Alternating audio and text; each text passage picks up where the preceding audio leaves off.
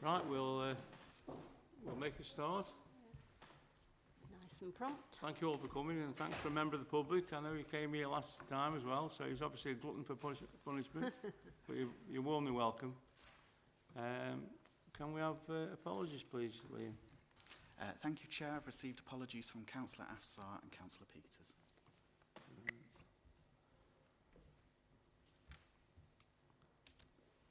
Right, any declarations of interest from anybody?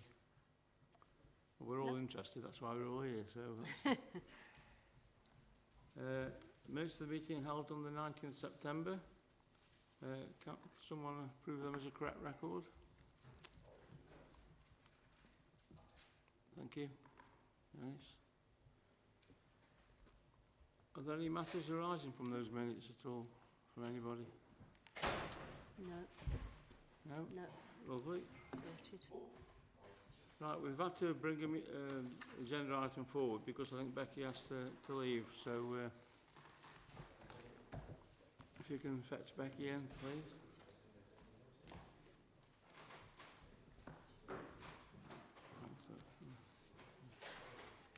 I like you because you control me well.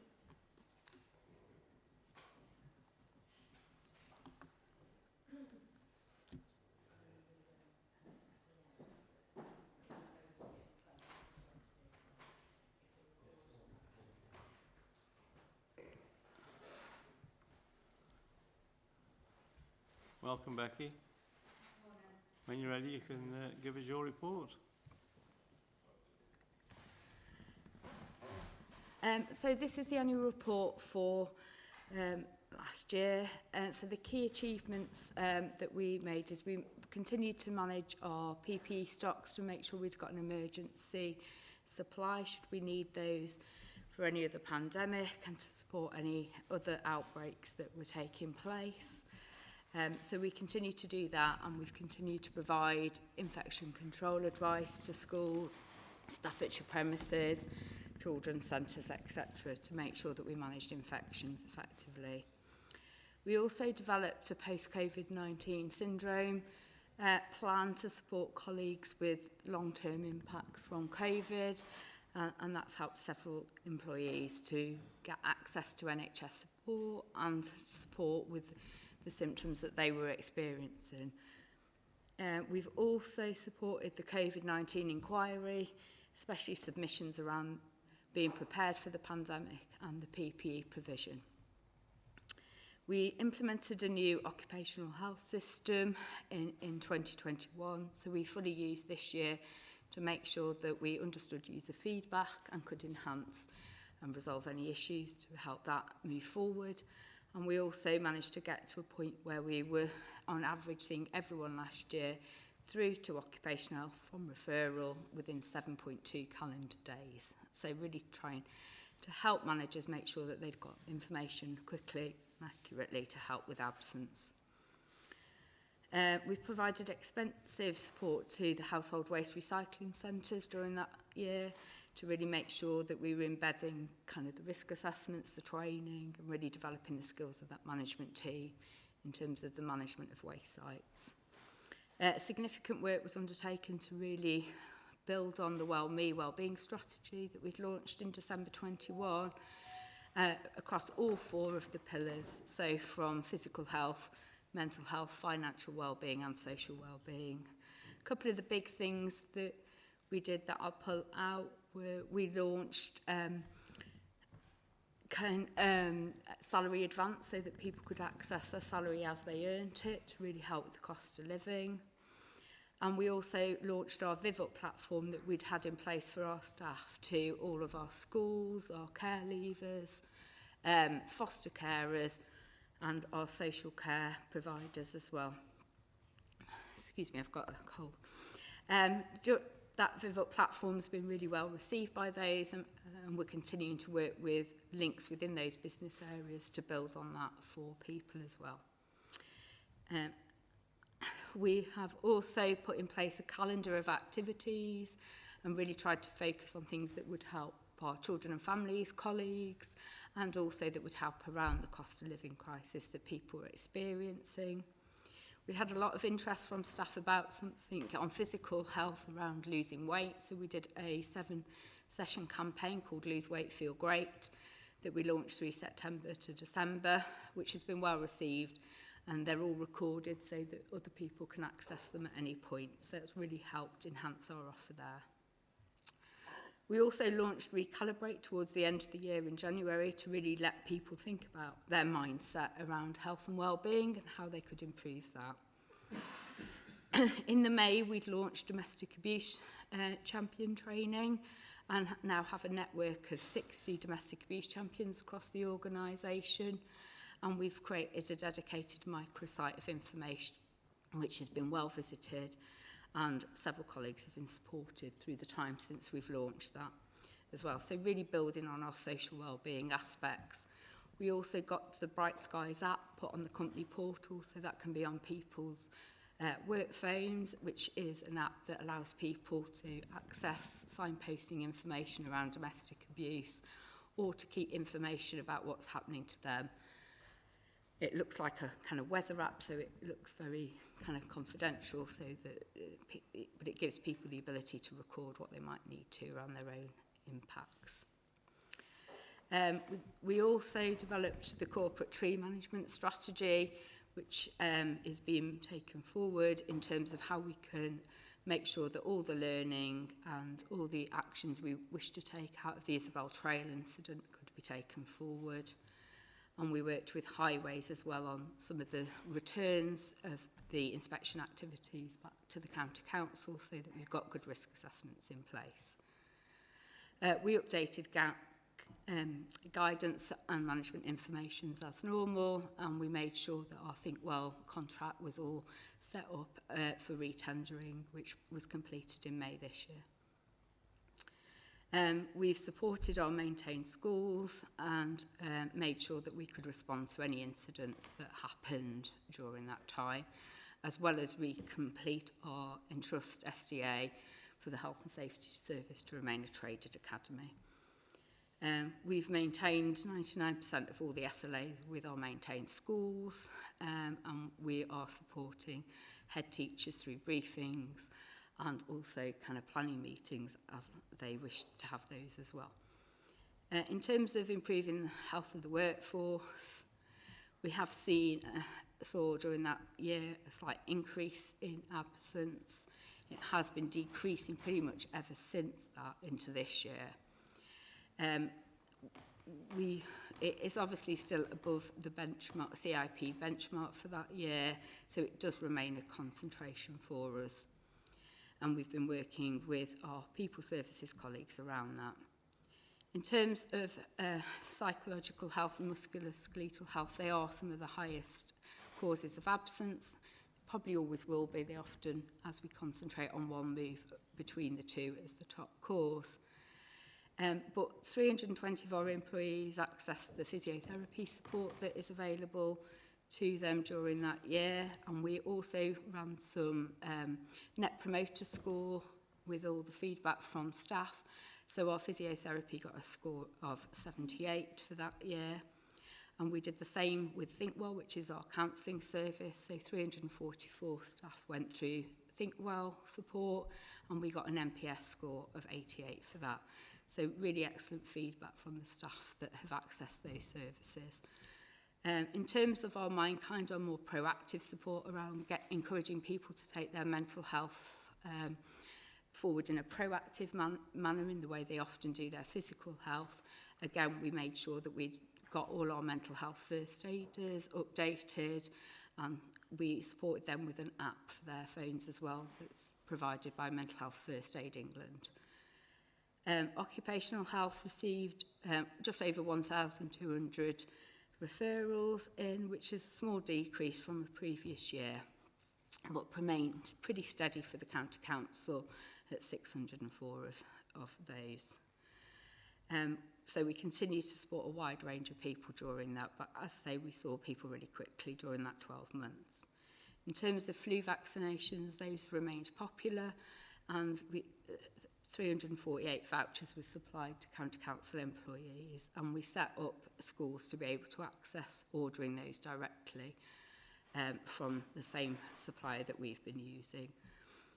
So we've also done a lot of support with premise managers around fire risk assessments and maintained a level of 82% completion of those by maintained schools and 83% by the Core County Council.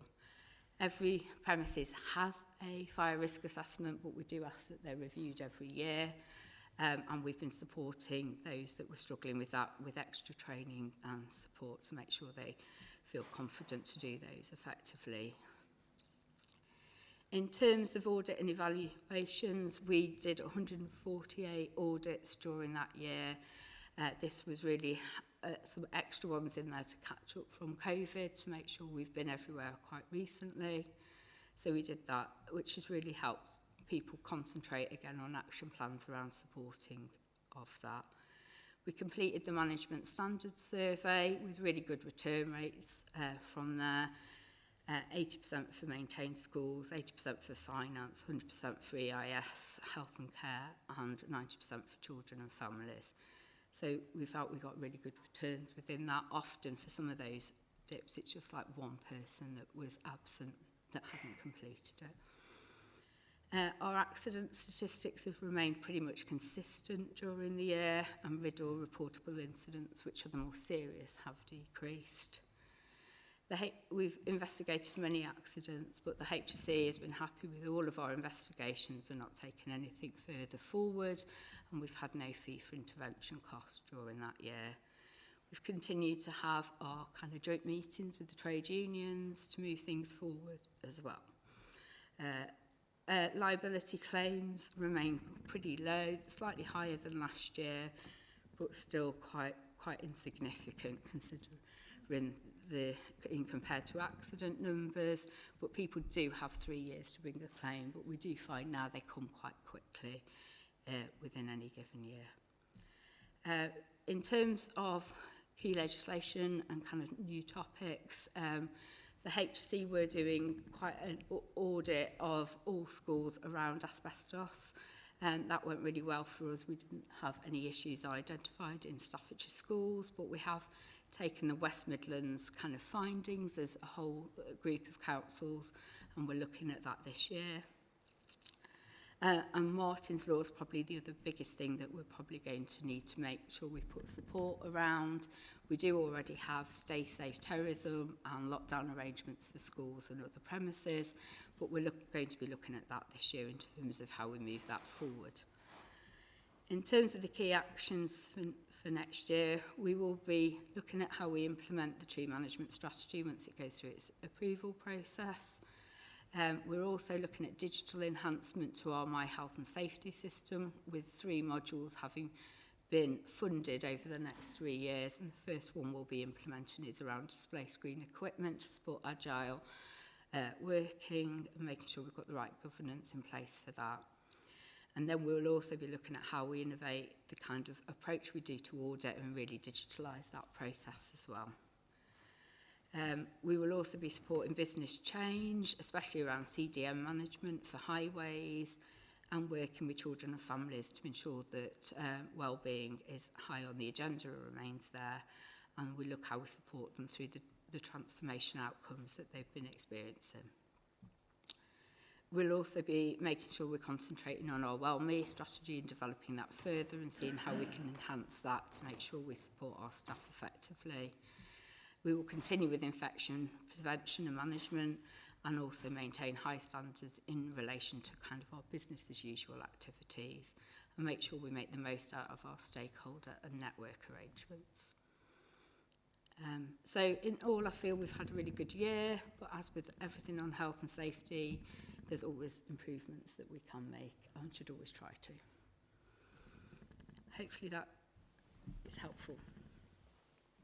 Thank you, Becky. Very comprehensive report. I mean, it's a bit, I think beyond most of us, what you have to do to, you have to look at every single thing, but again, thank you very much. And are there any questions for Becky? Janice? Good morning, everybody. Good morning. As you say, Chair, a comprehensive report that's in there, and looking at all of the activities that are being done to support the staff, I can imagine looking at the average day sickness going in the direction probably that we wouldn't want it to go in for certainly what's been recorded. The details that goes on, say afterwards, it is going in a downwards trend, but you just mentioned, I think, that it's still above the average, is that correct? Yeah.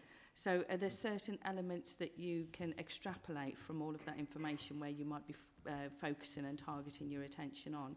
Because it seems that there's an awful lot that's being done, but we're not necessarily seeing the result from those. That's my first question, if I may, Chair. Okay. Becky? So what we've been working with our people services colleagues around how we can impact on absence. So during this year, we've been looking at targeted areas, so looking at where we're having the highest levels of absence, where we're seeing absence still increase, and doing some targeted work with those areas of the business jointly between the advice and guidance team in people services that support the managers and with our team. We've been doing joint briefings around complex cases involving occupational health, health and safety and people services to make sure that every aspect's being covered and we're taking through those cases. That has seen quite a reasonable decrease of 1.76 days last time I looked at it last month, so that is heading in the right direction. Health and care still got quite a high levels of absence, but it has got like the frontline care, which if you were looking at their absence against kind of care in the marketplace, that's a lot higher than the average of 8 in the public sector. So we are doing a pilot, hopefully from January this year. We're just out to recruitment and it looks like we've found somebody to come and join the occupational health team to help with that pilot. So we're going to do a we're calling it Safe and Well, which will be a targeted look at everybody who has more than 4 days absence to try and identify if there's something long-term building and we can take a more proactive approach with that individual, and for us to provide more kind of constant support to the management teams around staff absence in the care services. So Richard Harling is funding that as a pilot for the next 12 months to see if that can have a real impact in his area. What the CIPD report has just come out, which has shown that the 8 days average for public sector, which they had before COVID, has now gone up to 10.6. So we do know that nationally public sector absence has been increasing. Hopefully we can start to bring ours much closer to that over the next year. So we do feel we're starting to have some impact on that. Yeah, sort of a follow-up. One of the other things that sort of jumped out of the report at me, excuse me, is about violence and aggression that's also being reported, and I did wonder if there is much correlation between that and some of those areas as well. That seems to be something that was improving, but now I think has gone back up again, and is obviously very concerning in terms of the nature of what's being demonstrated there. So I just wondered if there's something that you could expand on with that particular element on the violence and aggression towards employees. And then the last one, if I can just bring it into this particular part. So when I was looking through to the KPIs on page 245 in the report, I did wonder if members were reported in that or if they're reported elsewhere. Out of curiosity on that one, I ask. Thank you. So I'll answer your last question first. So if member and democratic services add that to the health and safety system, then we are aware. If we get informed that there's been something, we do make sure that it does get added. So wherever that's raised to us as a safety team, that we do that. We also developed a really detailed risk assessment that we relaunched around kind of managing threats to any officer or member, and a process that works between myself, legal, member and democratic services and complaints team to make sure we're connecting all the information. So that is in place and has probably been used a few times in the last year, so hopefully that answers that. In terms of violence and aggression, we did have some really difficult placements in our children's residential last year that did lead to some very serious incidents that needed to be managed, and a review of kind of approaches within some of those placements that they had. I'm pleased to say I'm seeing those figures come down within children's residential now as a result of that review. We are, with waste coming on board, I'm afraid we do see lower levels of violence, but still it is violence and aggression or threats to staff. So we've been they kind of weren't reporting those very well at the beginning of the way sites going live, but kind of us saying, no, it's not acceptable that you face that, and we do want to know about them so that we can respond appropriately. So their reporting of those has improved, but we have also seen kind of greater threats made to our kind of regulatory service staff, so in trade and standards, in kind of frontline highways, and in the kind of anything that's regulatory around kind of waste or buildings, etc., then we are seeing people being more aggressive and threatening to those staff groups. We did the year before launch a lone worker monitoring system. So obviously we've got that in place to help support our staff. But we do monitor the trends, we do work with the service areas. But I'd rather they report than not report. It's more important that we see that. A lot of our challenging behaviour comes from, a lot of the violence and aggression comes from challenging behaviour. So the public stuff is smaller, but unfortunately we're seeing more challenging behaviour issues to manage, and more in schools as well for them to manage. So we do find it more important that they report it so we can deal with it.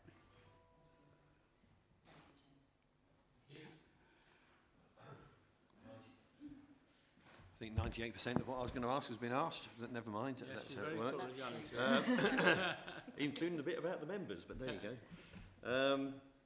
Yeah, I just wondered, because I noticed that with the occupational health, there's quite a jump between 2021 and 2021-22.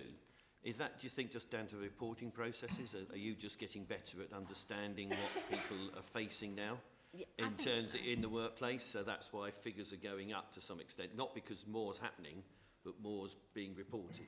I think during COVID, I think people didn't report quite as much, and then we've had to really remind people of everything and why we do it and the importance of it. And we've had very much a back to basics campaign across health and safety. So we have really been, with those audits, looking at what they are doing and aren't reporting, and really encouraging that along. So I think we've started to see some of that fall through in the figures. I do believe next year you'll see a slight increase in accidents and violent incidents, but I think that's because we've really encouraged everyone to report absolutely everything, so we make sure we've got that new baseline to really target our approaches with. No, that's great to see. I mean, obviously, in terms of value figures, people claiming, that's gone down quite a lot. So whatever you're doing well. Well, we hope it continues in that vein anyway. So you don't think there's anything else really you could do to improve that current scenario in terms of making sure that most incidents now, you know, have you got any, I assume it's impossible to measure, but, you know, out of say there's 100% of things that are happening, which shouldn't be happening in the workplace, do you think that you're getting up to this 80-90% of the people now that actually are coming forward and incidents being reported to you? I think we've seen a really good improvement around that. So our target has been kind of risk-based, so we've really put our time and effort into the high-risk service areas, which is where that's most important. We've still got some other areas of the business where we will be doing that and have been doing that in our audits this year, which is why, looking at the trends of what I'm looking at the moment, I do predict we'll be slightly up this year, but I think that's the follow-on of that work that we've been doing. One more. In terms of, obviously that's, I assume this covers most of the people that we are directly employing. Yeah. Is there anything about all the people that we work through subcontracting, particularly in places like highways and things like that? Are some of those elements being added in at this stage, or are they under their own work schedules and we're not necessarily aware of what's happening in those areas where people are working for the county council but not directly employed, if you see what I mean? So some of the not directly employed will come through. So if it's a contractor activity, for example, in one of our premises, then we do record that within our own statistics. Amy and other people collect their own accident statistics, but the Infrastructure Plus board obviously have regular reporting around that.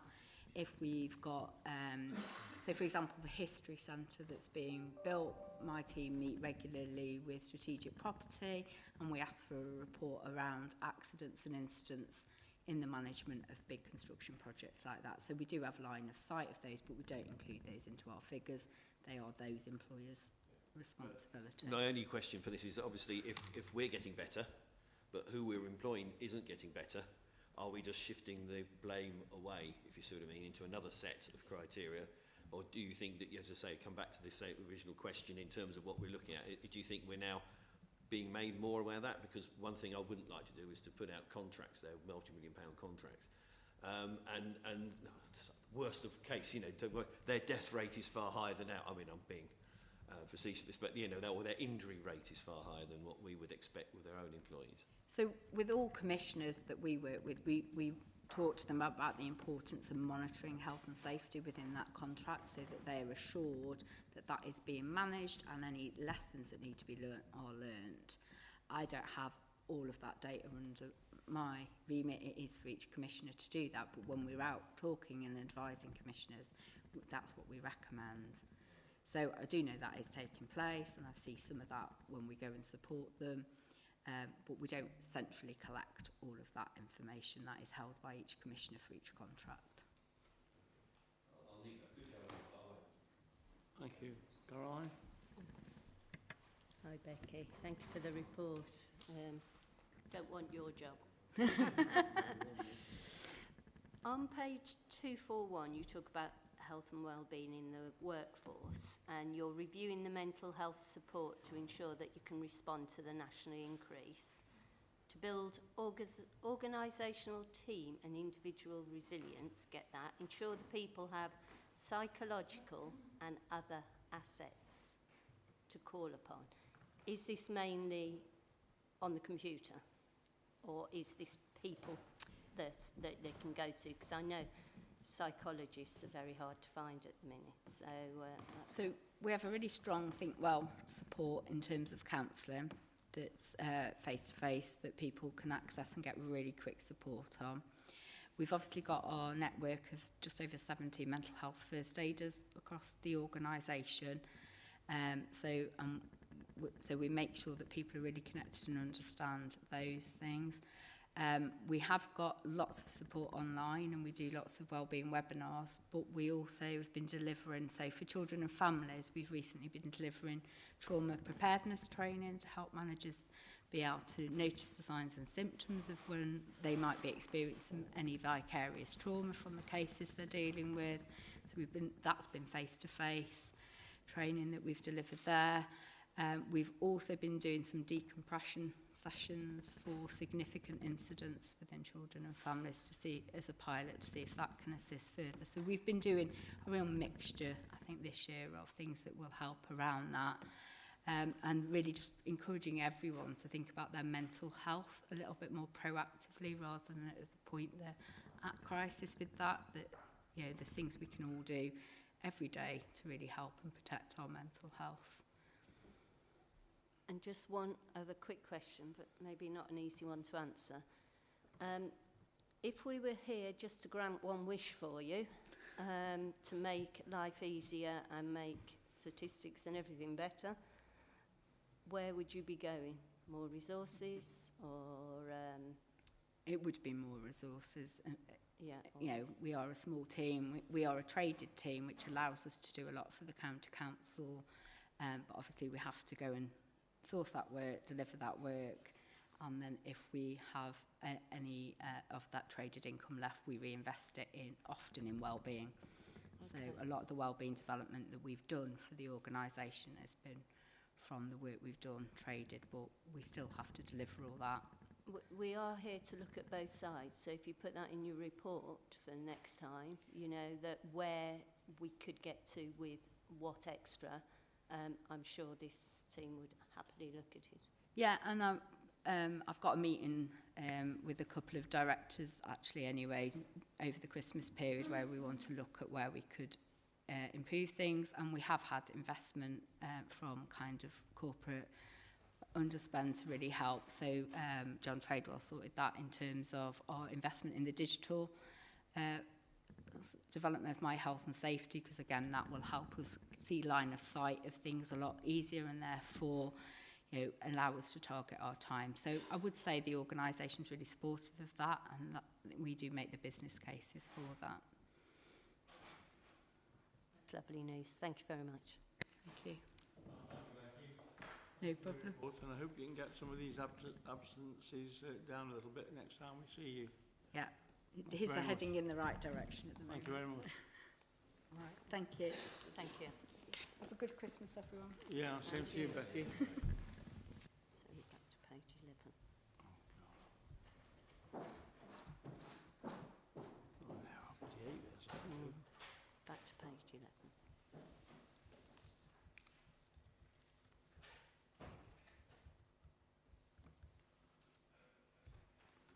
Right, that brings us on to Sam, who's been a regular at this committee for a considerable amount of time. I think you've got some good news, haven't you, on the accounts. So Sam, would you like to kick off? You've got quite a few agenda items to cover. Would you like to make a start, please? Thank you, Chair.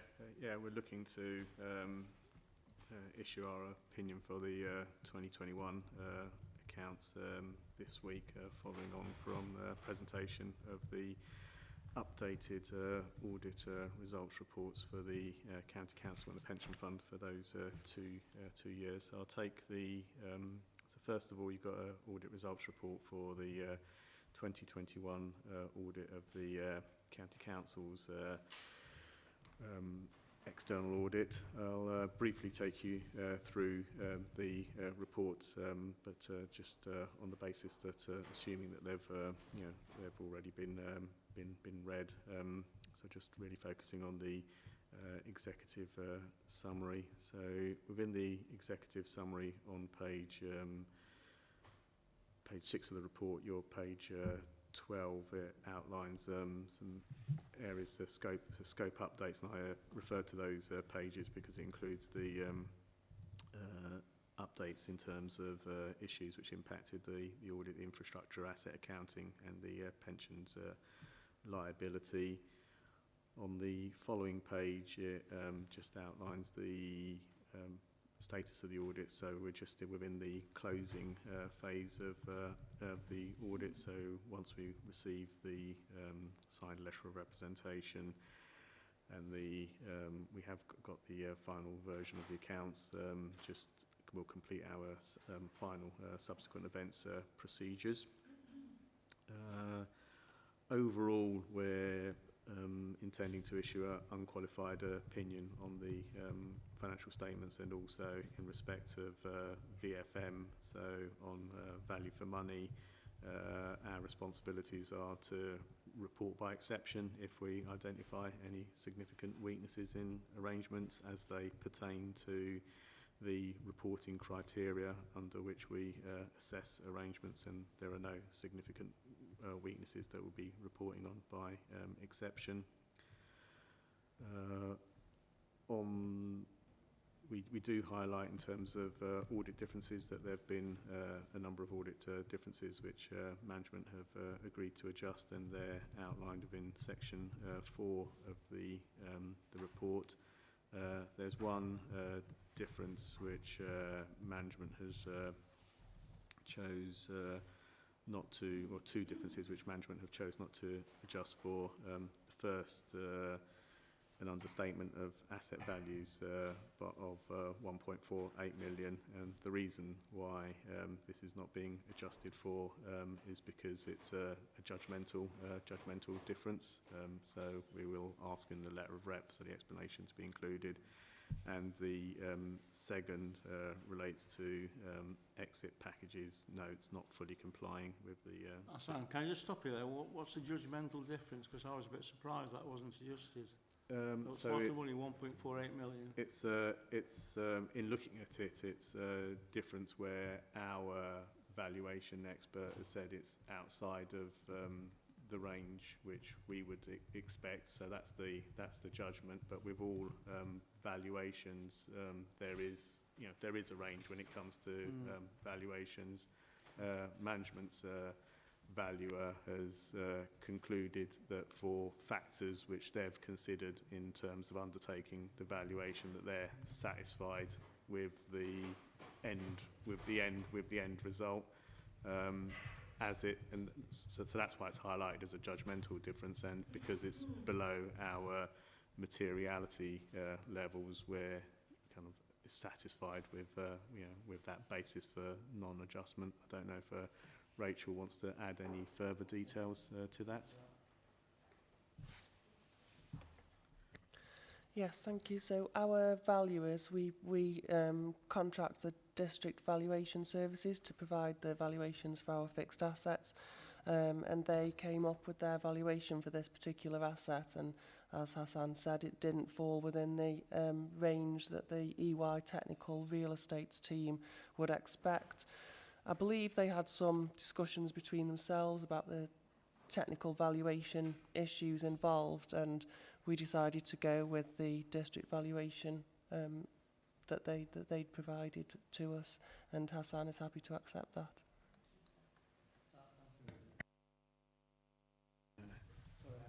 That's okay. Thank you, Chair. Also, within the executive summary on your page 15, we summarise the key areas of focus and significant risks that were included in our plan, and our conclusion against each of those areas. Within section 2 of the report, there are further details on each of those elements in terms of outlining what the risks are, what the procedures were that we undertook in addressing those risks, and also the conclusions that we've reached. Within section 2, I'll just particularly point to our page 15, which is your page 21, where it provides a summary of some of the differences which were identified in respect of valuations, some of which management have amended for. I'll then skip on to section 3, which is the proposed opinion that we are intending to issue, so it's there for information. And then within section 4, it outlines the differences that have been identified as a result of the audit. There are a number of differences which management have agreed to amend for, and within the controls section of the report, we do highlight the need to ensure that there is a proper kind of review of the financial statements prior to audit, because there have been a number of adjustments that have been identified during the course of the audit.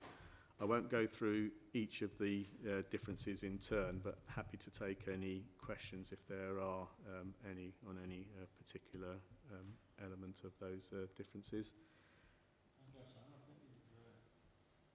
I'm sure Keith will have something to ask you, probably relates to Biddle. I hope it doesn't, but there you go. No, I've just got 3 questions of sort of really overseeing the whole thing of what you're now doing, which is obviously catching up with what we need to do. My first question is, because there's quite a long time period, 3 years overall, has the responsibility of this committee changed and altered in any way in regard to the way that, not necessarily legislation, but the way that you're now carrying out the audits? Has our responsibilities changed as a committee? That's the first question. The second question, which I think is something that I've sort of picked up on over the whole of what you're doing now, is the scope. How has that increased? Has your responsibility as an auditor and the scope at which you are now looking at these accounts and therefore advising us one way or the other, has that scope actually increased since 2019 or whenever it was the last time anyone signed off a set of our audited accounts? So I think I'll leave it there. I mean, there is a question of what happened to 21, 22 as well, but I think that's because you haven't finished it yet, I assume. That's still in the books to do. And we jumped up between 21 to 23 on the pension stuff. But sorry, these are sort of overall questions. I wasn't really specifically... I have got some specifics for this particular item, but it was just those overarching questions are the things that I was just wanted some clarity with, really, so that we know what we're meant to be doing this side of the table and with the chair and everything else. Thank you. In terms of the committee's responsibilities, your responsibilities as a committee haven't changed. In terms of the scope of our audit, the scope of our audit remains the same. However, there have been areas which have arisen during the course of the audit, technical issues which have had to, additional work have had to be undertaken due to points that have arisen on a national basis. So the infrastructure assets as an example of that. So we've had to do additional work because of kind of issues that have arisen across the whole sector in relation to that. But the work that we've had to undertake in respect to that is still in order to assess whether or not, in our opinion, the accounts present the true and fair position of the authority.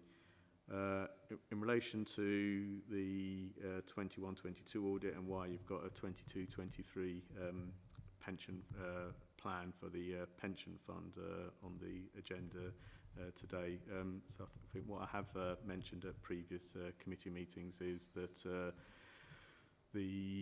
across the whole sector, the state of the public sector audit market is, there are significant challenges across the board. Just recently, in terms of 22-23, only 5 audits were reported on by the end of September for the 22-23 year, taking the number of outstanding audits. I think it's just over 980 at that particular point in time, which is indicative of the issues facing the whole market. As a result of that, Lee Rowley, as he was Minister for Local Government at that particular point in time, did issue a letter in July outlining the challenges facing the sector and highlighting the proposals for a reset of the local government audit market. And the aim of the reset is to get to a position where for the 23-24 financial year that can be kind of effectively back on track. And in order to do that, it's kind of highlighted and proposed that there would be across the board a number of qualified or disclaimed opinions in order to get to that reset position. Guidance was expected to come out towards the end of September this year and then October, but we're still waiting as a sector. We're still waiting for that guidance, and in the meantime, there has been a cabinet reshuffle with changes in responsibility. We're expecting that the guidance will be coming out. There was as well as the letter in July, Lee Rowley did also publish an article in Municipal Journal in I think it was November, where he reiterated the points that were outlined within the letter. The intention still to have the reset, and also basically just reiterating points that were made. We've, as a firm, we've recently earlier on this week, was it last week, issued a letter to all Section 151 officers outlining what we're doing as a firm and highlighting how we're taking forward our and responding to the proposals as they stand. So within the information that's been communicated to date, it's as well as outlining the need for the reset and the impact on what that might mean for opinions, it's highlighted that there'll still be a responsibility for auditors to report on pension fund audits, so that is still going to be continuing, and also the need to provide assurance in terms of value for money work. So in terms of 22-23, we're prioritising and we are working on the pension fund audits. We're also undertaking work to discharge our value for money responsibilities in order to bring a report on the value for money arrangements for years that haven't been concluded, and also taking action to close out audits which are closer to for us getting over the line. So they're some of the key features which have been highlighted within the within our letter and our response to what's happening. But we are still waiting for that guidance to come out from DLUC in terms of what that means for yourselves as local government bodies, and also what it means for us as audit firms. What I can say is I didn't expect such a long explanation, but thank you very much. What you're telling us to some extent then, if I can sort of round it up to some extent, I'm not putting it, the goalposts are still moving to some extent on the national level, and you're still on the pitch trying to adjust to make sure that we get the information that we need to assess to some extent. Is that correct? Yeah, the goalpost as it's kind of currently been communicated has indicated a backstop date of the 31st of March for getting audits Completed. well, I'll say concluded, but concluded also means disclaimed opinions. Okay. So that's what's currently been communicated, but that's in the absence of the formal guidance. So when that comes out, whether the 31st of March still remains, okay. Kind of Well, I won't continue this because we'll be here to next Christmas by the sounds of it if we carry on. I don't know whether. That's my question about scoping and other things in terms of everything seems to be still quite dynamic. The only question I came out, and I think you actually mentioned it in your response, was the £6 million from the infrastructure assets, which seem to be slightly different. Is that down to opinions again, or is that down to actual and then I'll let the other members come in. And apologies to the chair for hugging so much time on this one. Thank you.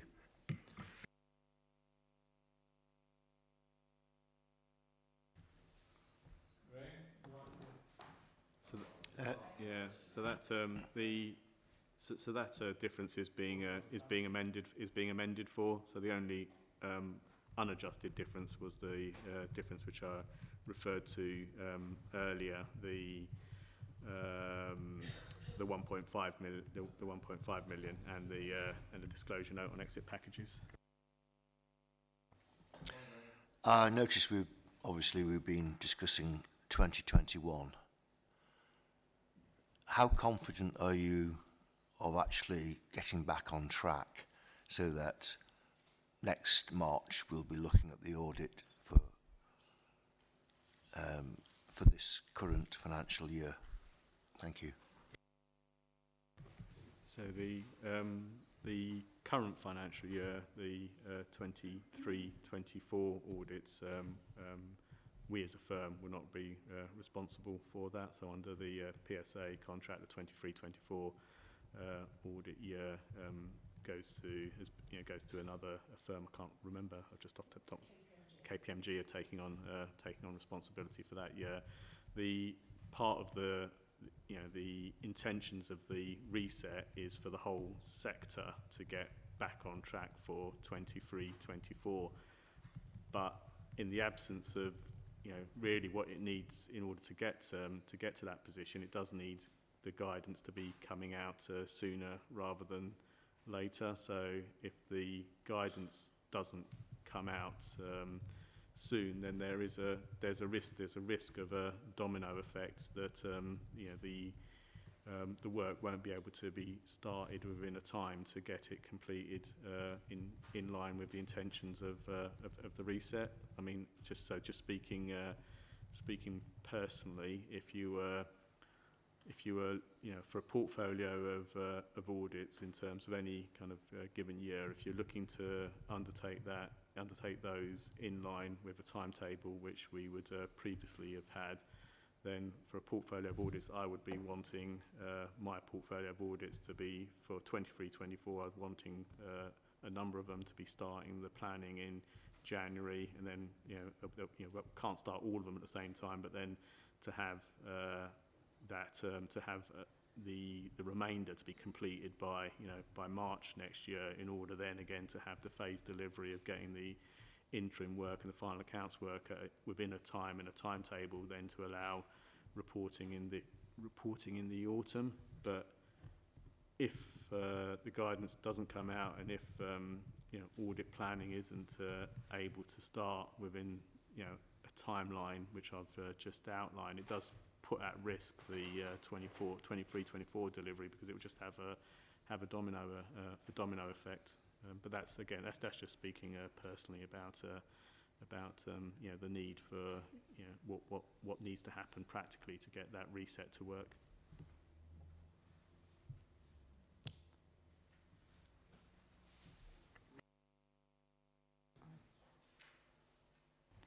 Thank you, Chair. I noticed that there was a fair amount of detail with the some of the adjusted differences, and there's quite a few that have been highlighted in there. So really, there's a question with regards to, is that a typical amount that you would normally be expecting to see for this type of organisation? I am assured by the fact that these have been corrected by management, however, but that sort of quantity coming through. It is at a level which is higher than we would have seen in previous years, which is why within our assessment of control environment and section 7 we made the recommendation that we do, that to undertake a detailed review of accounting treatments and the underlying information to make sure that some of these issues are picked up during that process. And then following on from that question, then we've got those unadjusted differences. So we've got the two items, so the one on the valuation and the second one on the exit packages. Again, would that be something that you would expect from a similar organisation, that those wouldn't be adjusted? So it's not uncommon for where we have, particularly where there are judgmental differences on valuations, that we report those as unadjusted. I think the issue for us is it approaching a material level, because if it is approaching a material level, then it would have an impact on our opinion. So it's not uncommon to have those types of unadjusted differences, and just having two isn't a large number. If I could just ask one follow-on from that. So given that we've got a comment at the bottom of that particular one about Ordnance Standard Committee agreeing with management, and then they remain unadjusted, given the time frame that we're working in here, and on that second particular one on the disclosure of exit packages, are we in a position now whereby we do have that information, or is that something that we're still waiting? I'm looking over this direction, because I appreciate it's probably not one for yourself, Hassan, but if I could just get some clarity on that, please. Yes, thank you. So for the exit packages, yes, we do have that information now. So in the 21-22 accounts, it is reported in those categories in line with the code. And again, going forwards, we just unfortunately didn't have the information going back far enough to be able to collate it and to put it into this set of accounts.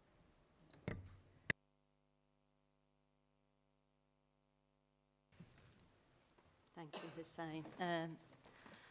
Boy, have we waited a long time for this report, but it is pleasing to see it here.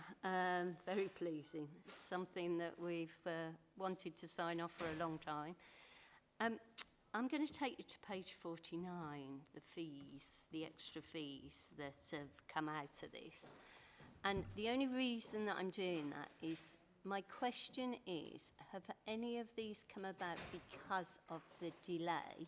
Because the delay isn't Staffordshire County Council's fault. So there's my first question. I know the PSAA are the people who decide whether you get the extra fees or not ourselves. But I just wondered how you came. I mean, it's quite large extra fees, is what I'd say. There are two elements there, which so the infrastructure assets and the impact of the triennial valuation are both issues which have kind of arisen since since the 2021 audit should have been concluded. So they're both elements in terms of which have come about during that period.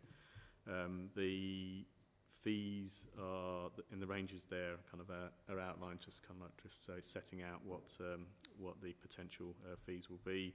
What we'll, on conclusion of the audit, what we'll do, we'll have a discussion with management on the on our proposed fees. If the fees that we're putting forward are disagreed with or not agreed with, then they'll go to PSA for determination. And even if they are agreed with, they still require PSA determination. So we do highlight within note 1 that in 1920 we did propose additional fees of £123,000 were put to PSA. PSA determined that the additional fees, in their opinion, we kind of still disagree with it, but in their opinion, they outlined that the fees were additional fees were to be £79,770. So that's the. Hope that answers your question.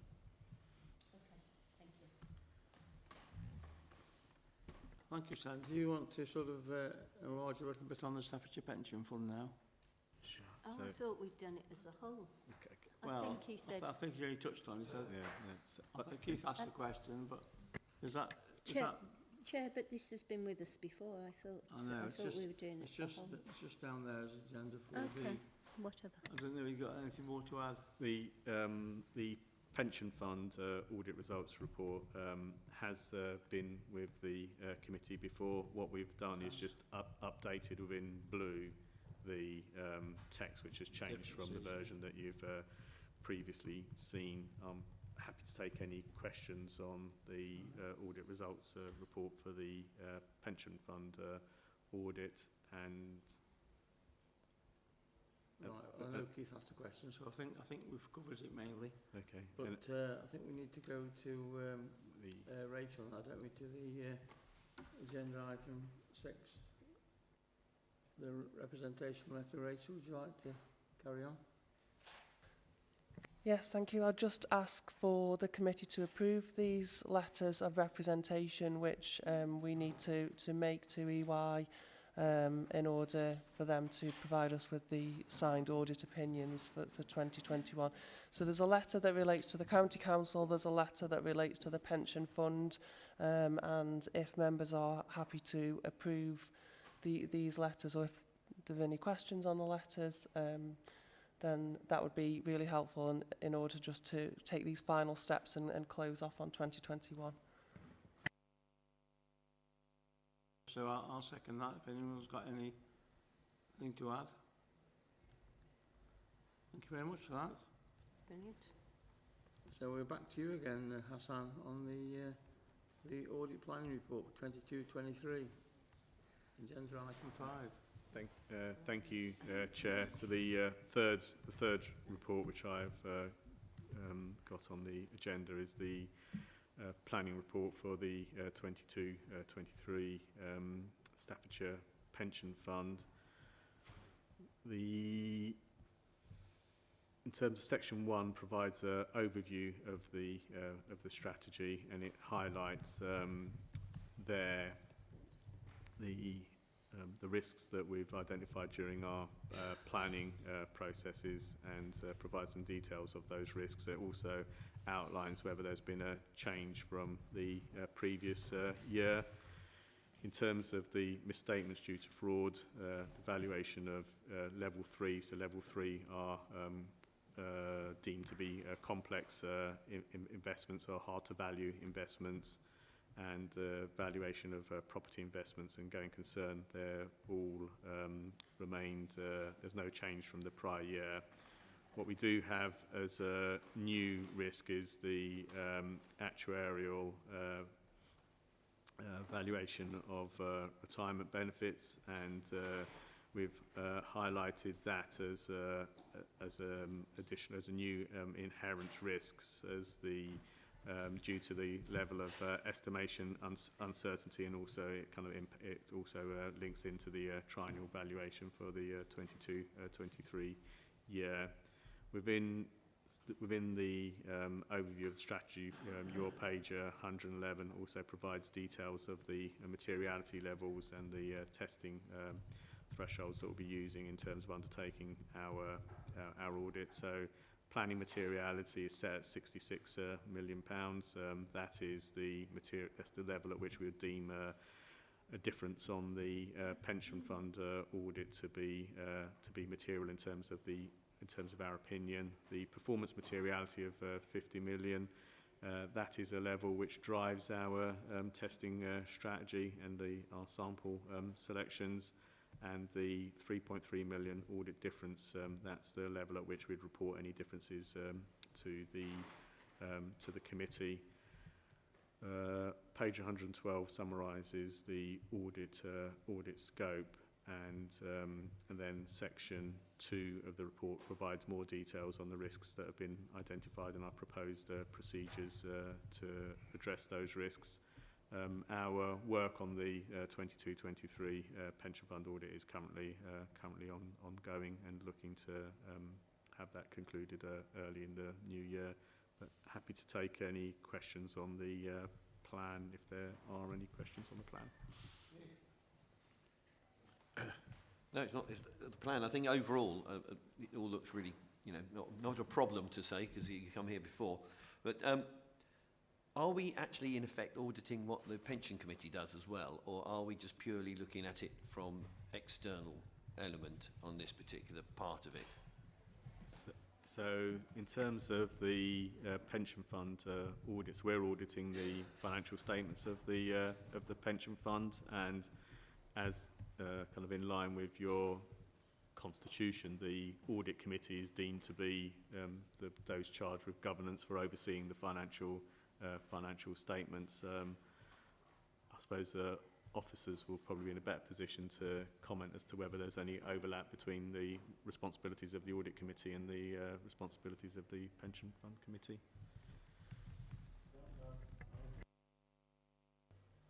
Just to add from when we had a look at the terms of reference of the Audit and Standards Committee, it is within the remit of this particular committee to approve the financial statements and to receive the reports, the ISA 260s for those charged with governance. So it's our responsibility to scrutinise those, to gain those assurances that we've got suitable controls in place over the financial arrangements and operational governance within the pension fund system as well. And then as part of our report back to council, to provide full council with that assurance that these statements are accurate and reflect the appropriate controls in place.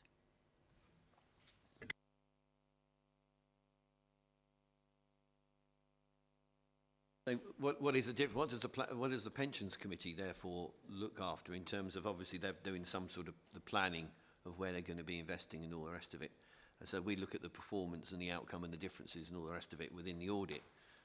Does this go back to the pensions committee at all, or do they just look at the results that they look at? Or I mean, I'm just a bit curious as to where are we taking on responsibility? It's just tick box exercise are we doing, or is it something that's a bit more down to earth on this? It's taken me a little bit out of my comfort zone because obviously I'm not part of the pension fund committee. Right. No, right. Do you want? Rachel, you answer that. Yeah. So the pension fund accounts and this audit plan and the audit reports do go to the pensions committee, and that's for their information. And this committee has the responsibility for approving and the governance oversight, as Lisa said, yes. Okay. No? Well, thank you, Hassan, for coming to see us. I know it's been a bit of a long haul, which I'm sure you're getting towards the end. Hopefully it'll be the end of the matter, and we'll move on to pastures new. Thank you very much for your coming today. Thank you, Chair. So we move on to agenda item 7. That's the annual governance statement. That's over to Lisa now, please. Thank you, Chair. Presenting in front of you today the annual governance statement for 2022-23 year of account. The accounts are still at draft report stage, so the annual governance statement is still at report stage, but because it is covering the period from April 22 through to that point, it was felt that it was timely to bring that this particular statement to yourself to give you an oversight of the governance arrangements that have been in place. Okay, so if I can start as part of the basis on which the annual governance statement is produced, it's from the review of the effectiveness of the governance framework, including the system of control, which is outlined at Appendix 2, which is page 189 through the agenda papers. So this follows the usual process that the Corporate Governance Working Group take in order to review the governance framework. So firstly, we look at the annual review of the Code of Corporate Governance. You may recall that we bring annually, normally in the July meeting each year, the updated Code of Corporate Governance, which is our framework of governance activities across the County Council. Nominally, there's an action plan attached to each review of that code, and that is reviewed and reported on as part of this particular paper. During February 2021, the Centre for Governance and Scrutiny published its a project regarding looking for the early identification of risk around governance, and that has been reviewed during the 22-23 by the Statutory Officers Group to ensure that any of those particular early warning flags have been, if applicable, are identified and suitable action taken.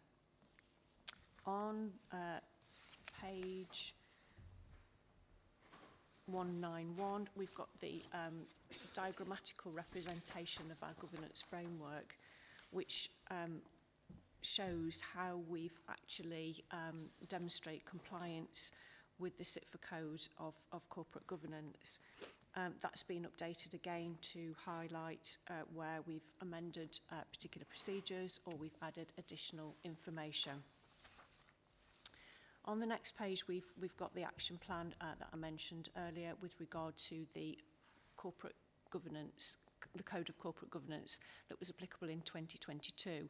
So the detail shows there is the action point and the progress that we've got at the moment in time. So those actions will be carried forward where appropriate. The next supporting paper looks at how the organisation has dealt with those significant governance issues that were identified in 21-22 AGS that are presented last December. And where appropriate, we will bring actions forward into 22-23's annual governance statement to ensure that they continue to be dealt with. A number of actions, governance issues, not really specifically time-bound within year, so often spread over a number of years, and that is how they're tracked, and you can see how we've dealt with them and then what work is left to be outstanding. Supporting paper 3 deals with the latest external audit opinion of our control environment, and also the value for money opinion. The latest available information at the time of preparation of this particular document related to 1920. Obviously, you've now received 2021's information, and I will update that accordingly. So there was nothing, no major issues to raise either on the council's financial statements, and they have not identified anything in relation to the value for money opinion. Supporting paper 4 deals with the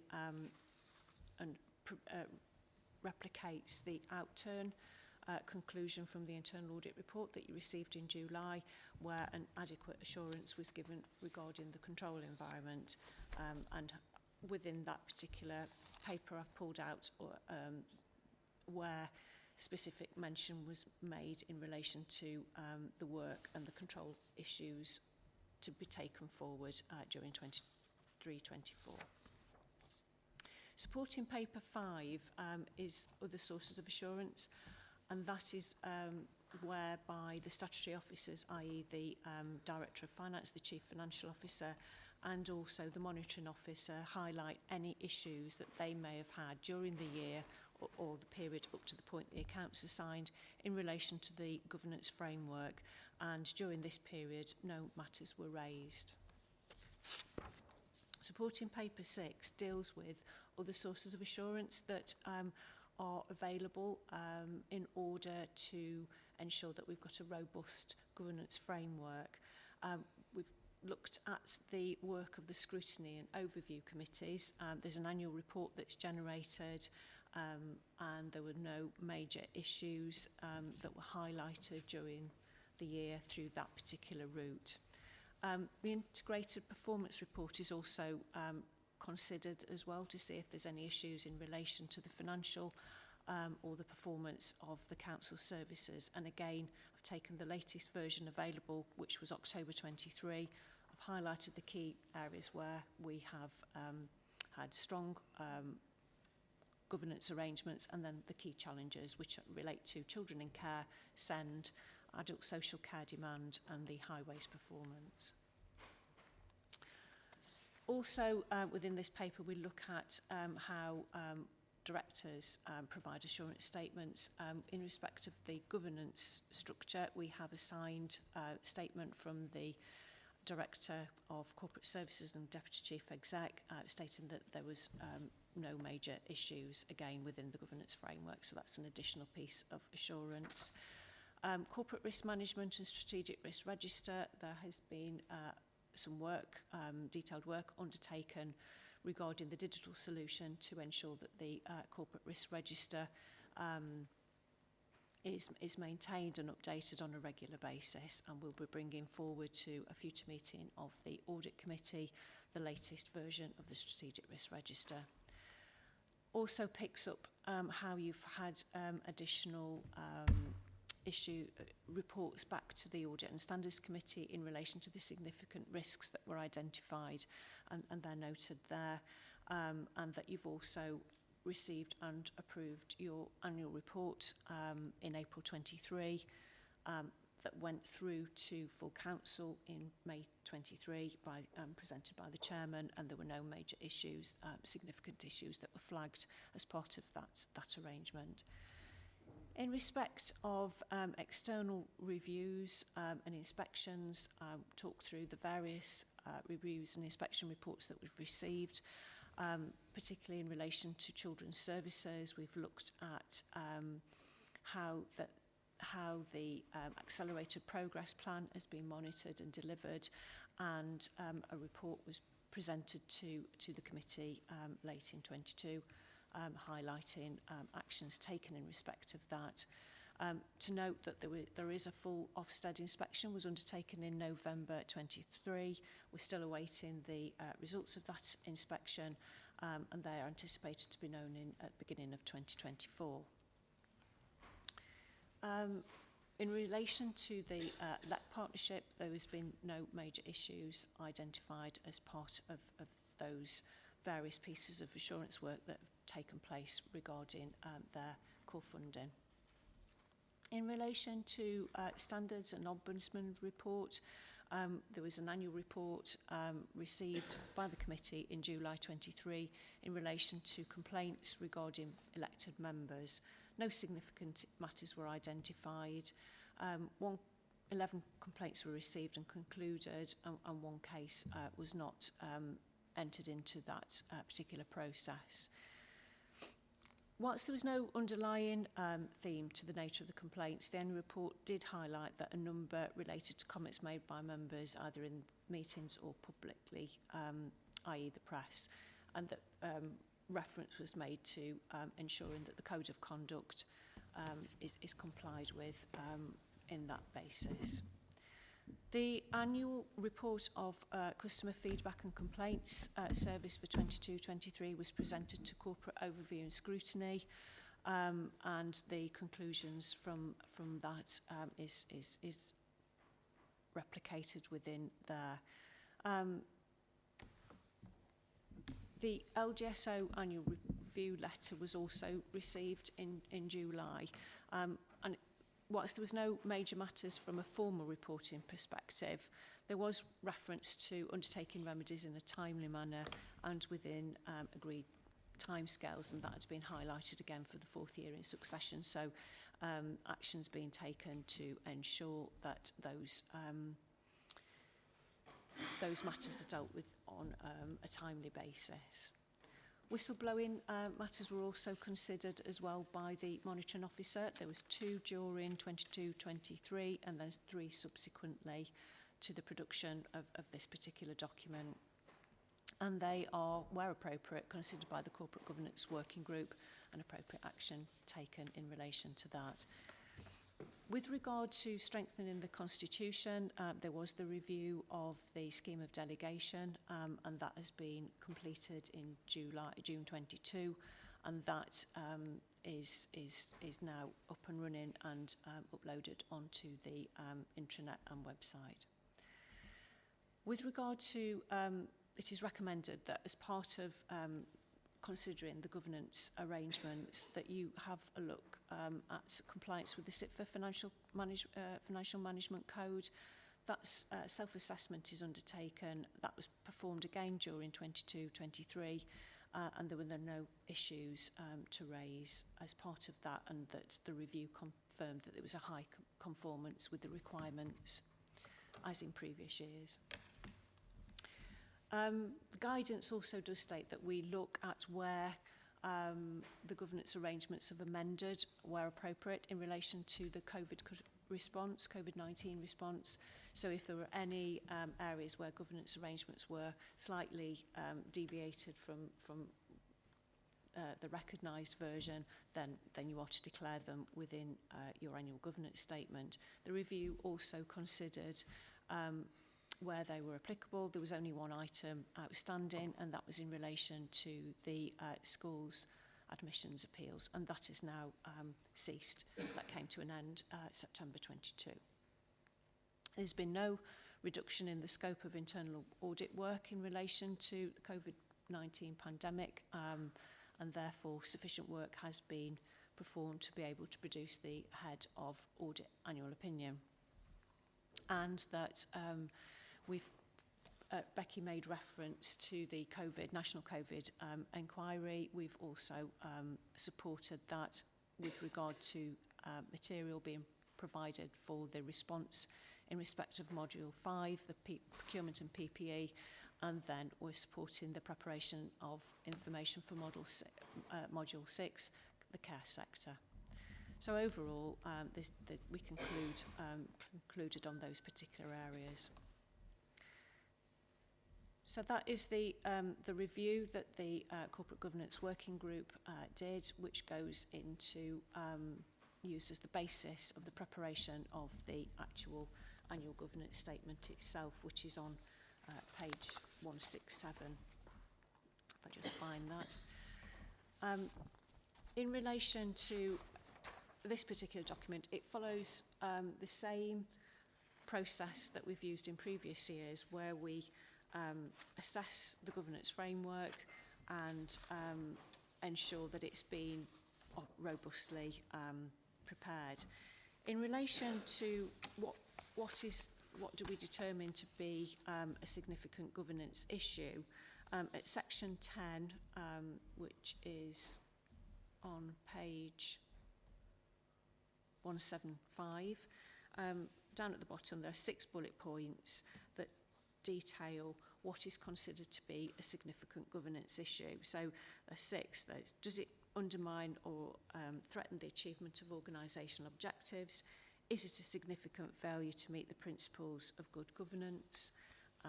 Is it an area of significant concern to an inspector, external auditor or a regulator? Has the monitoring officer or section 151, the Director of Finance, Head of Audit, or yourselves, the Audit and Standards Committee, recommended that it be included? Is it an issue of public or stakeholder concern? And finally, is it an issue that cuts across the organisation and requires cooperation to address it?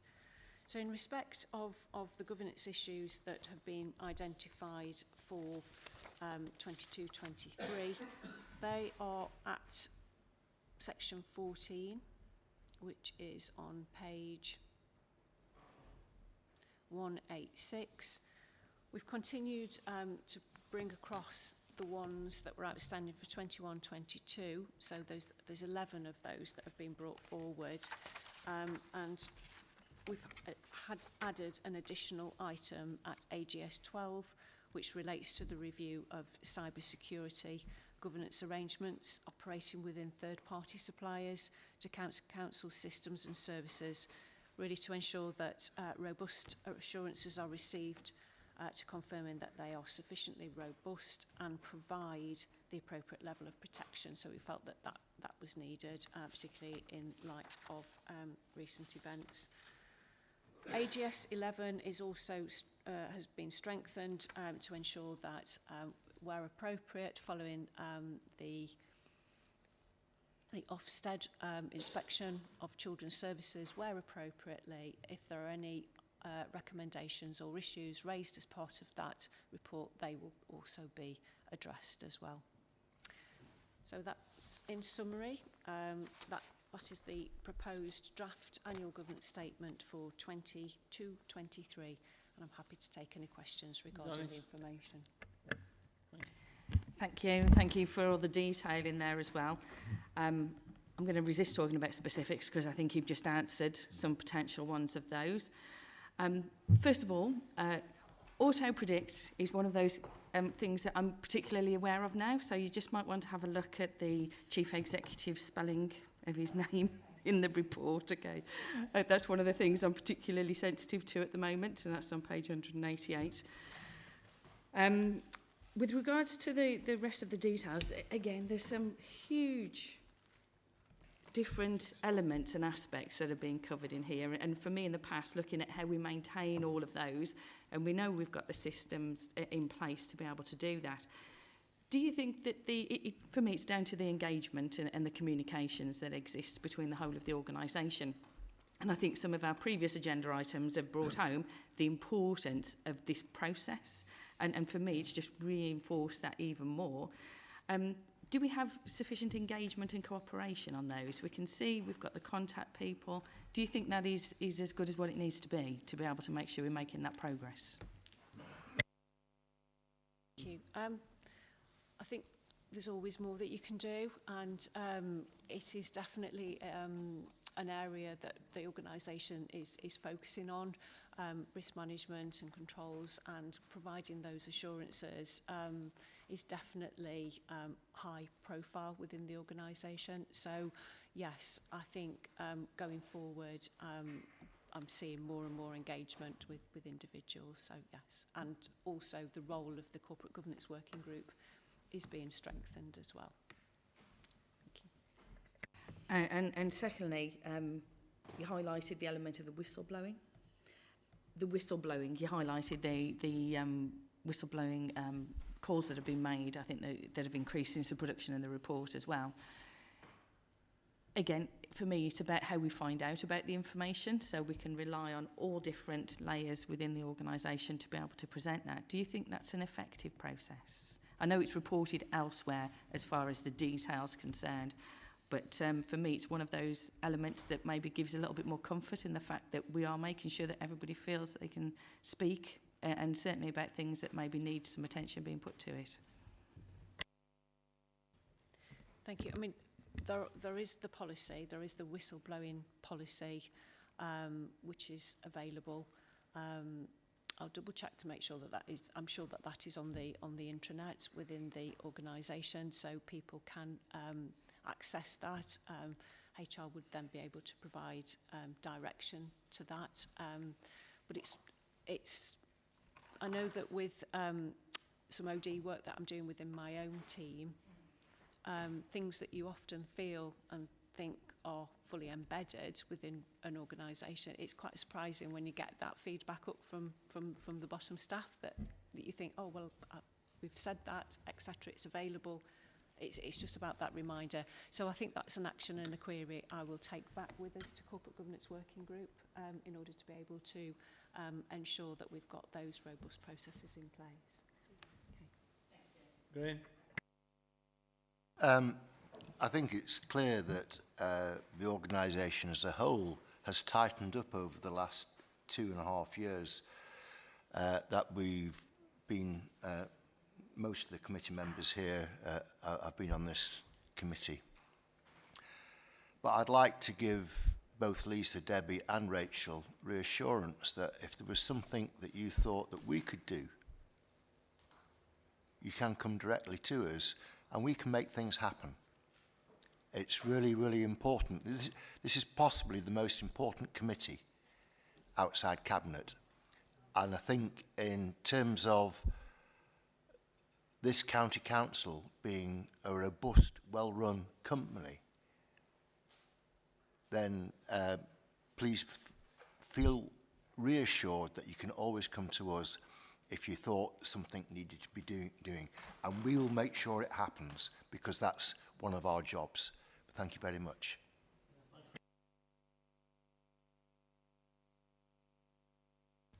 No, that's the last thing is really for the AGS as a draft to be approved. Thank you. I just a quick question. On section B, which is 214, not to, no one wants to go into details. I just wondered, you did mention it about the risk assessments and everything else that are happening at the moment, and the government risk assessment. And also on the table further back, I think you had them as level 1, which were the two things that needed improvement or needed adjustment or whatever. And obviously you mentioned Appendix 2A on page 214 as well. So all those things seem to be linked together. Is that intentional, the fact that you're looking at this from a risk assessment point of view and risk management perspective? Is there still work that you're on? I assume there is, from what I can read on this. There's still work ongoing in this area. As we've already said, is there anything else that you think that we can help out with, or is it something that's more internal? And is it something that the governance working group, who I assume there's no members on that, it's purely an internal process within the staffing areas of things. So could you just explain a little bit more about what you're doing to that to try and improve that whole situation there in terms of making sure that it's a bit less risky in the long term? Okay, thank you. In relation to the corporate risk register, we have got it's the joint software that we have with the internal audit side, is that we have a system, a process whereby individuals can record risks, which then allow them to be managed more regularly through a digital process, as opposed to more of a manual arrangements, which is what is reflected at the score of the 1. Excuse me. That allows individual improvements that have been identified to individual risks to have a due date for when they need to be implemented by, and also a named responsible officer who will do that. So that is that's in the process of being rolled out. and we just need to check that we've got the licenses to be able to do it in that format, and that those license costs aren't prohibited. Yeah. So in terms of that, so and that will then allow regular reports to be generated, which the results are then going to be incorporated into the performance and monitoring, performance and finance reports that go through to SLT and Cabinet. So those risks will be incorporated into that. That will come back to you, and we were just debating as well as to what that looks like in terms of the information that goes through into the quarterly report, and then what comes through to Audit and Standards Committee, because ideally you should receive the whole of the corporate risk register, but when you start to look at that, that gets quite a detailed and complex document. And yes, and is that the right, and is that the information and level of information that you actually want to look through? A pie chart, okay. So I will need to work on that and ensure that I can get that information, that data presented in a suitable summary format. Yeah. Just one other little question. I notice here that joint funding and billing of CCGs, continuing healthcare. CCGs, are we still involved with that, because it's integrated care board and everything else now? So I'm a bit surprised that the CCGs are still being mentioned on documents in 2022-23. No, the CCGs are still being mentioned in this report, and not the integrated care board. I don't understand how we can still be billing CCGs when they don't exist. Whether I've missed something there or not, I don't know. But anyway, okay.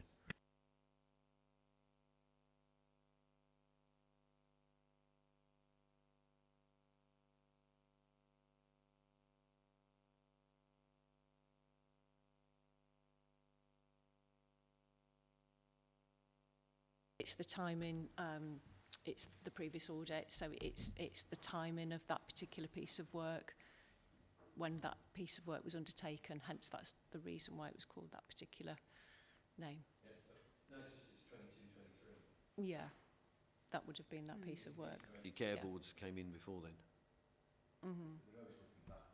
Yeah. Well, I know, but even so, that's another long way, that is. Thanks. Okay. Right, we'll move over to agenda item 9, the National Fraud Initiative. Debbie, over to you. Much more interesting. Okay, so thank you, Chair. So this report provides members with an update on the latest National Fraud Initiative 2022. On page 247 of your pack, the first page of that report gives some further background to the initiative. So just to remind members, this exercise is run every 2 years. The data is collected round about October, November last year. And as part of that, we have the various fair processing notices that go out, that members, we talk to members about what that entails. And then in January 2023, the potential data matches come back. So again, just to remind members, the data sets that we send off to the Cabinet Office is payroll, pensions, creditors, blue badges and travel passes. Back in 2020, there was an issue with the residential care, home residence and direct payments data sets, because they're now considered patient data, so they were excluded since 2020. However, just to give you some assurance, we have plugged that gap ourselves, so the counter-fraud manager undertakes his own internal audit matching in relation to the Tell Us Once service, so that matches deceased records against our own care director records for deceased for care residents and direct payments, to highlight potential payments that we're paying to people that have unfortunately been deceased. So we do cover off that potential gap at the moment. So the full details of each of the data sets and where we are investigating those are included as Appendix 1. That's quite a lengthy appendix. But some key figures just to extract from that appendix. So we had returned just over 16,000 potential data matches. Clearly not all of those are going to be fraud. A lot of them is just maybe a reporting error or something that we just need to look at. And again, this exercise does act as a good housekeeping exercise for us to make sure our records are all up to date. As part of our own sampling and data analytics, we're proposing to look at around about 13,000 odd matches. We've closed 5,500 to date. So far, we have identified overpayments of just short of 14,000, bearing in mind that this exercise costs just short of 4,000 to participate in. It's a worthwhile exercise, not just in terms of cost, but also that the deterrent and preventative factor as well. So, Chair, just happy to take any questions in relation to any of those matches, but this is our regular report, so it's just to note progress to date. Okay, Graham. Thank you, Chair. Debbie, if I take you to the table on page 263, the lower half under total compliance, developing an anti-fraud culture.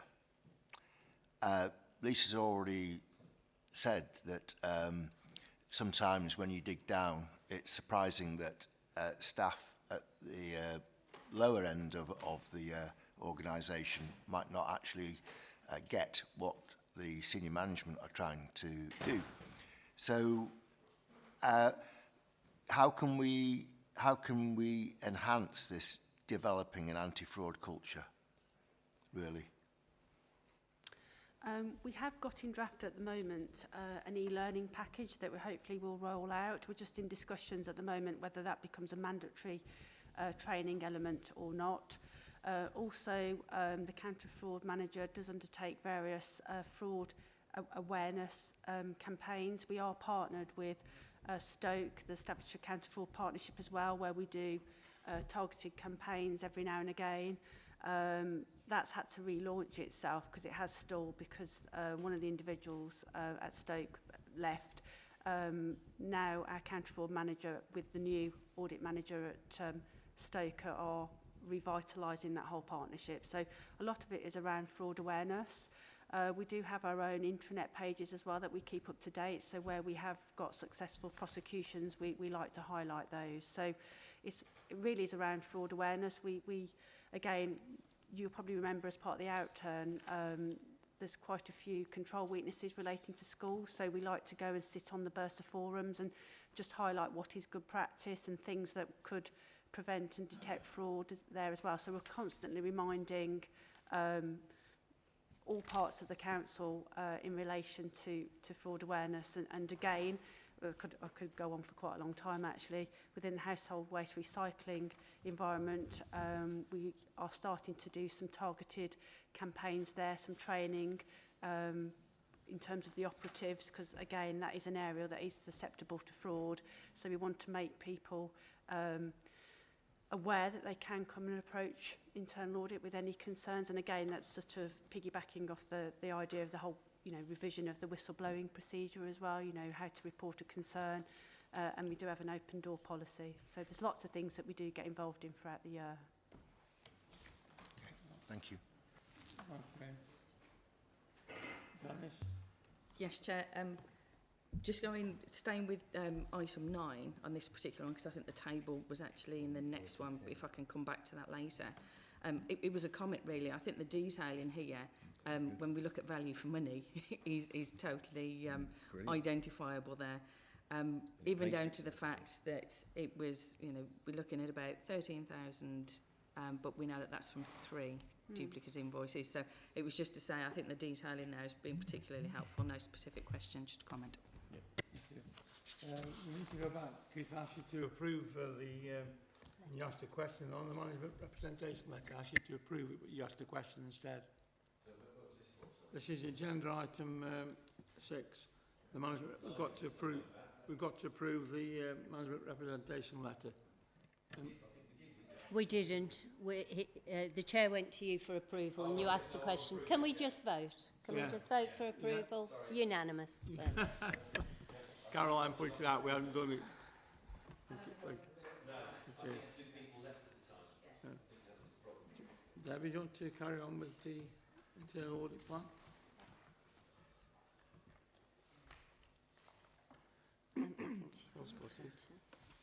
Okay, so the next agenda item is agenda item 10. So this report provides members with an update in the delivery of the internal audit plan for 2023-24. The first part of the report just gives you a flavour and some of the key highlights of the work that's been undertaken by the internal audit team during the first part of the year.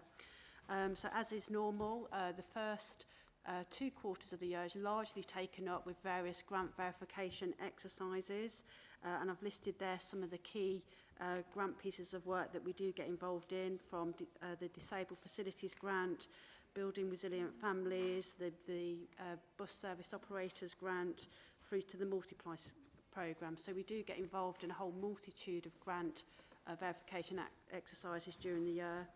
However, we do obviously balance that with continuing our support with key corporate projects. And again, I've listed some in paragraph 1 on page 261 of your pack.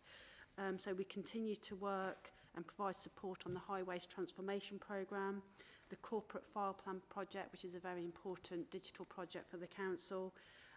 We also have the ICT Audit Manager, who is working with the finance team in relation to the My Finance Centros upgrade, as well as the new back system, which is obviously critical to our operations. We also get involved in various other corporate initiatives, so we have a representative on the Employee Voice group, and also we have 2 individuals that are constantly going through the Creation and Innovation Task Force to bring back the idea that we all have creative ideas and to try and ensure that we improve as a team. Over on page 262 of your pack, you will see at paragraph 2, there have been 15 additional requests for assistance during the year so far. And as a result of that, we do have to balance our resources. So as you would expect, there are some audits that drop off the end and become cancelled through one way or another. They are attached as Appendix 1 to this report with an explanation as to why they've been cancelled. A lot of those, it's sort of natural wastage, whereby the various improvement or revised process hasn't actually taken place. So we revisit that. We don't lose sight of that. We just look and revisit that as part of the next year's internal audit planning process. But overall, we do remain on schedule to meet our key performance targets. So in terms of delivery of the audit plan, we are required to achieve at least 90% delivery, and we are on target to achieve and hopefully exceed that. And we continue to get good positive reviews from our customer satisfaction surveys. So turning to page 263 of your pack, this is the table refers to the work that we've undertaken to date, and it's split across our planned audit work, our additional work, and then our compliance reviews, and then our corporate fraud pieces of work as well. So our work largely is split across the year, and there's 238 pieces of work that we sort of do and we track throughout the year. And again, those figures sort of fluctuate as we go throughout the year. Not only do we look at county council work, we also undertake external client work. So for this year, our external client work is South Staff's council and also our pension fund. Previously, we have done academy work, although we did have a change of resources at the first part of the year, and therefore we didn't feel that we had the available resources to undertake academy work for 23-24. However, we will look to revisit and hopefully provide academy support next year. But at the moment, we decided to just focus on the county council and our other external clients. The second part of this report refers to our recommendation tracking, and that's obviously a very important element of the work that we do, because once improvements are actually made and that the control weakness has been improved upon. So we're currently tracking 1,212 audit recommendations, and you'll see on the table at the top of page 265 of your pack the split between those corporate recommendations and those that relate to schools. At paragraph 9, you will see that of the 35 overdue recommendations relating to schools, there are 11 high priority recommendations relating to governance, income and banking, payroll, lettings and leases, and just to give you assurance that they will continue to be tracked with the bursars and the head teachers until their full implementation. Over on page 266 of your pack, you will see in graphical format the various overdue recommendations for the corporate area, and you will see that there are 6 overdue high-level recommendations, and the details of those appear in Appendix 2 of this report. Again, we have to thank the Audit and Standards Committee here because, as you are aware, limited assurance reports and top risk reviews come to this committee, and it's through you asking for various progress reports do we get that timely implementation of recommendations, and in particular those high-level recommendations. So your continued support in that area is grateful. Thank you. Also, the actual recommendation tracking portal is really important because it allows auditees to update their recommendations in real time.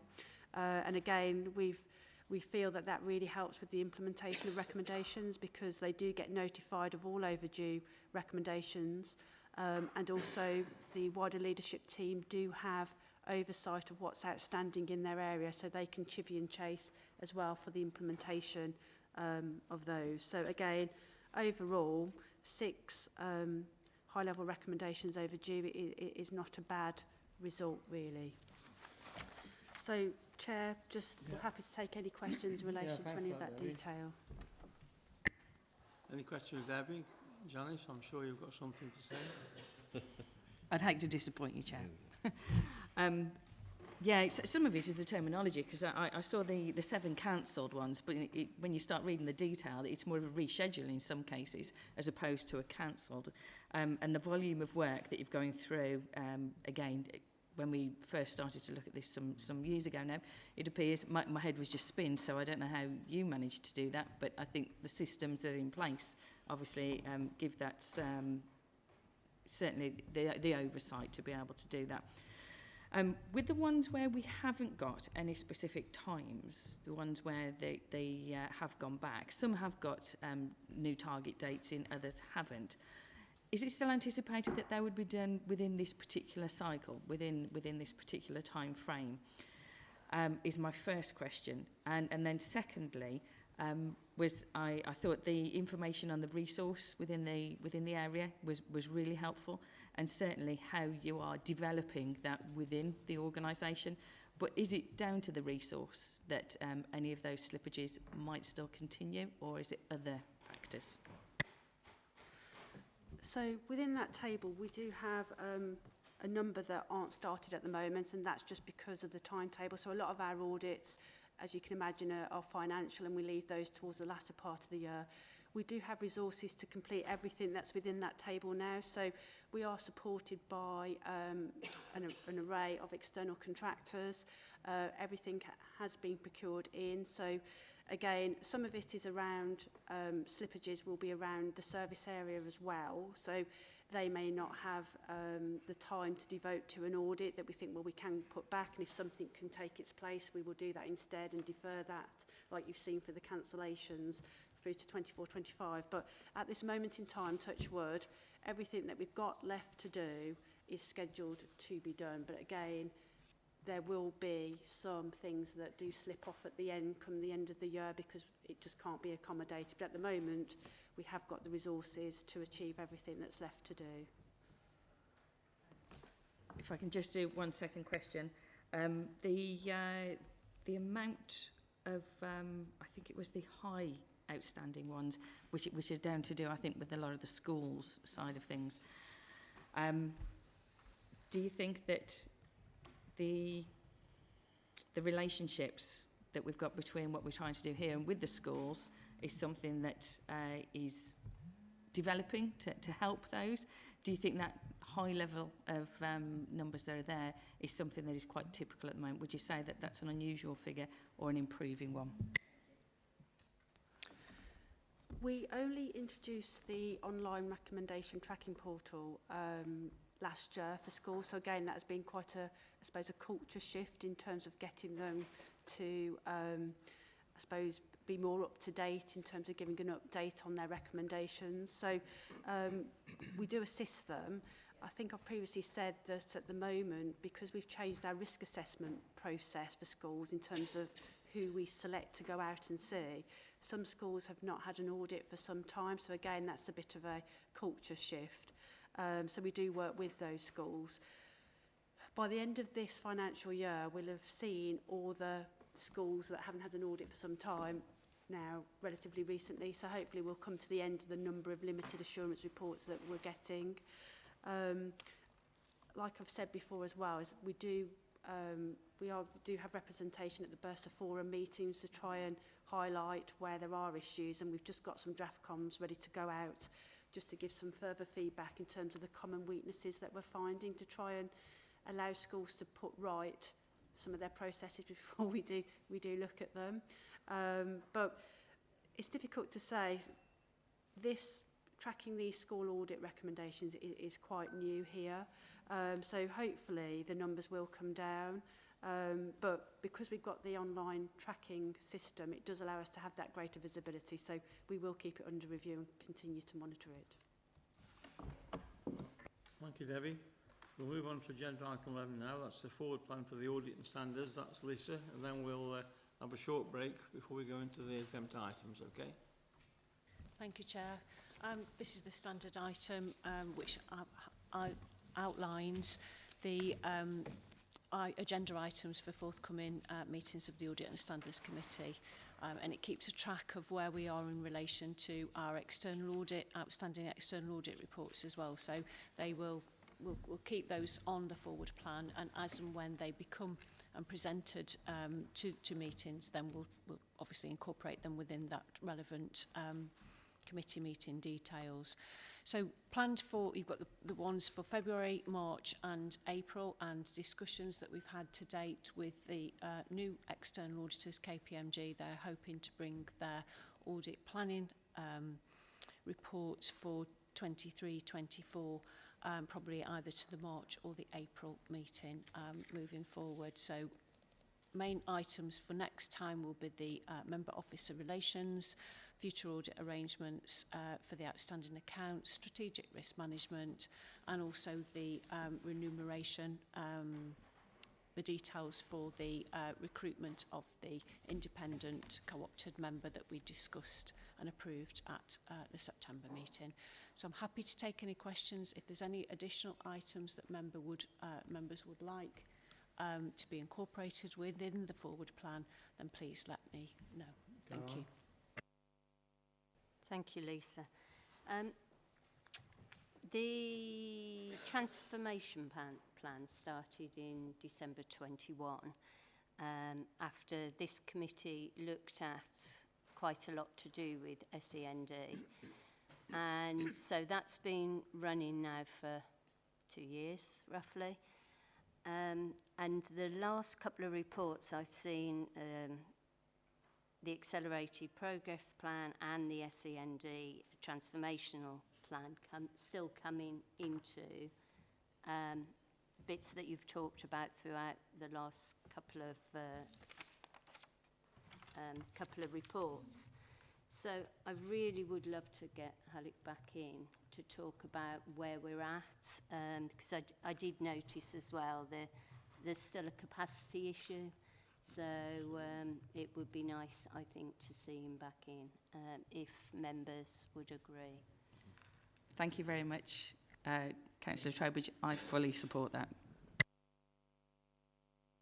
I do too. I've had serious issues with Mr. Hallett. I also want him back in. So, right, thank you very much for that. Not with him personally. Should be supported by the Chief Executive, I would have thought. Well, It's transformation, after all, and we've got a new Chief Exec, so new people, new brooms maybe, or different, but I would quite like to understand the new Chief Exec's take on transformation. I would love to say a little bit more, but I'd rather do it when we go into the next section. But I'd agree. Right, well, I'm going to read the exclusion of the public. I'd like to thank William for coming today.